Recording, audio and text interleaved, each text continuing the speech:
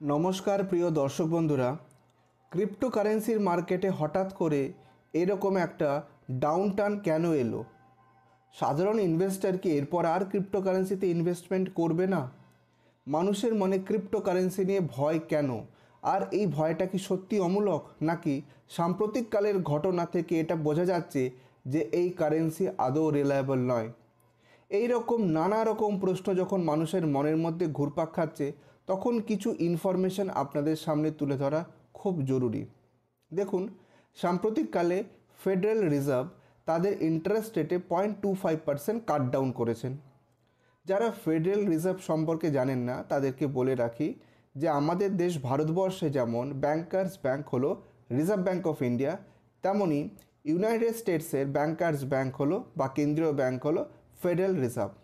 তো তারা সাম্প্রতিক সময় 0.25% ইন্টারেস্ট রেট কাট ডাউন করেছে। কিন্তু হকি স্ট্যান্স এই মনিটারি পলিসির জন্য দেখা যাচ্ছে যে মার্কেটে একটা আনসার্টেনটি ক্রিয়েট হয়েছে।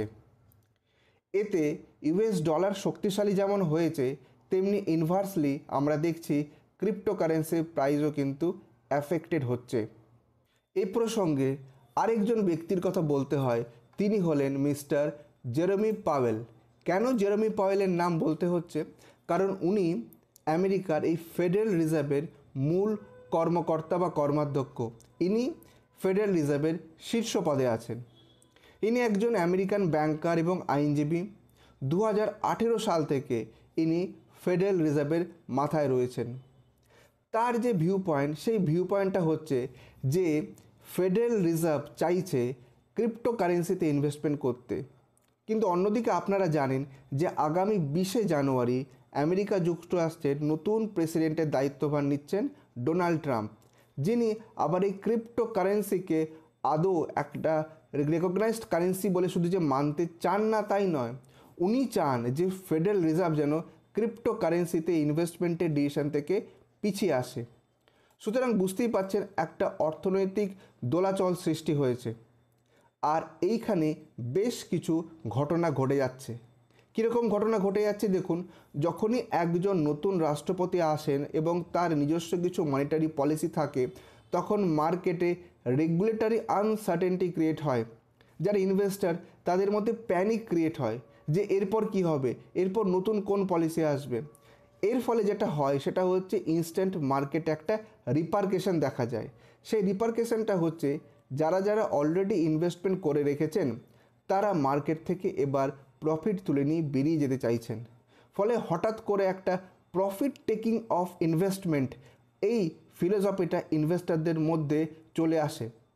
তারা বিশ্বাস করতে পারেন না বা তারা সেরকম রিলায়েবিলিটি রাখতে পারেন না যে মার্কেট ফিউচারে কীরকম রিয়্যাক্ট করবে। তারা দেখছেন যে হ্যাঁ ঠিক আছে, হ্যান্ডসাম রিটার্ন হয়েছে, নিয়ে বেরিয়ে যায়। এর ফলে কি হয়, মার্কেট সেন্টিমেন্ট আর প্যানিক সেলিং শুরু হয়।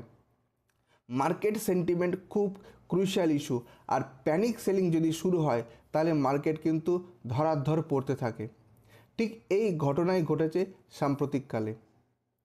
তো বন্ধুরা, আপনারা যারা ক্রিপ্টোকারেন্সি যেরকম ধরুন বিটকয়েন বা আদার্স যে কারেন্সিগুলো রয়েছে সেখানে ইনভেস্টমেন্ট করবেন বলে ভাবছেন, তাদেরকে আমি বলবো যে আপনাকে একটা জিনিস বুঝতে হবে, সেটা হচ্ছে যে কোনো মার্কেট, সেটা ইন্ডিয়ান মার্কেট হতে পারে, ইউএস মার্কেট হতে পারে, আপনাকে ইনভেস্টমেন্ট করতে হবে লং টার্ম ফিলোসফিকে মাথায় রেখে। যদি আপনি লং টার্ম ফিলোসফি মানে লং টার্ম ইনভেস্টমেন্টের পার্সপেক্টিভ ইনভেস্টমেন্ট করেন, তাহলে দেখবেন এই যে ডাউনওয়ার্ড কার্ভ, আপওয়ার্ড কার্ভ, এগুলো কিন্তু খুব একটা বেশি আপনাকে ইম্প্যাক্ট করবে না। কিন্তু যদি আপনি হঠাৎ করে ইমোশনে চলে আসেন, তাহলে কিন্তু এই মার্কেট আপনার সমস্ত টাকা ছিনিয়ে নেবে।